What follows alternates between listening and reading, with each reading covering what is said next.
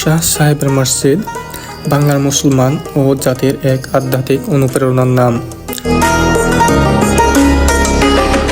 আসসালামু আলাইকুম বন্ধুরা, আজ আমি আপনাদের নিয়ে যাচ্ছি ঐতিহাসিক স্পিরিচুয়াল একটি মসজিদে।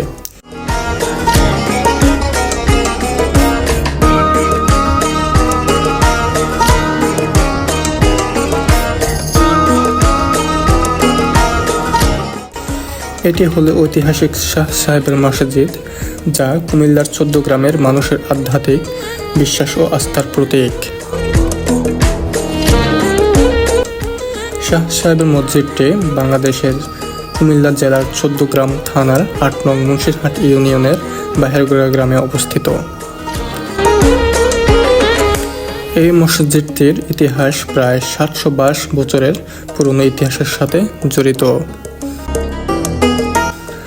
ধারণা করা হয় 1303 খ্রিস্টাব্দে ইয়েমেন থেকে হযরত শাহজালাল রহমাতুল্লাহ আলাইহি 360 জনের একটি বিশাল দল নিয়ে তৎকালীন শিলহট্ট বর্তমান সিলেটে আগমন করেন ইসলাম প্রচারের উদ্দেশ্যে। তারপর প্রত্যেকে দেশের বিভিন্ন স্থানে ছড়িয়ে পড়েন। ধারণা করা হয় তাদের মধ্যে একজন এই শাহ সাহেব রহিমাহুল্লাহ আলাইহি।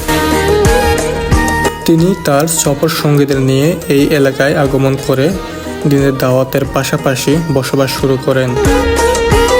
আর তারই হাতে তারই নামে নির্মিত হয় ঐতিহাসিক এই মসজিদটি।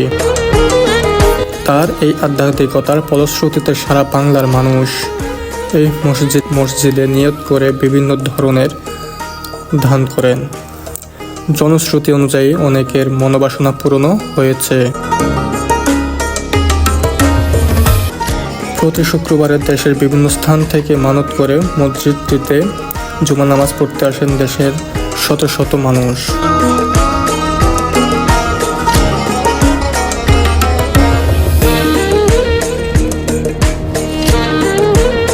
অত্র এলাকার স্থানীয় মানুষ প্রতি শুক্রবারে মানত করে মুসল্লিদের শিরনি বিতরণ করেন, যা এই মসজিদটির একটি ঐতিহ্য।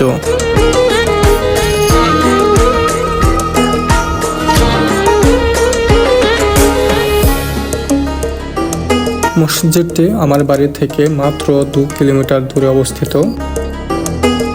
এই ছিল আজকের আয়োজন। ভিডিওটি ভালো লাগলে কমেন্ট ও পেজটি ফলো করার অনুরোধ রইল। আসসালামু আলাইকুম ওয়া রাহমাতুল্লাহি ওয়া বারাকাতুহু।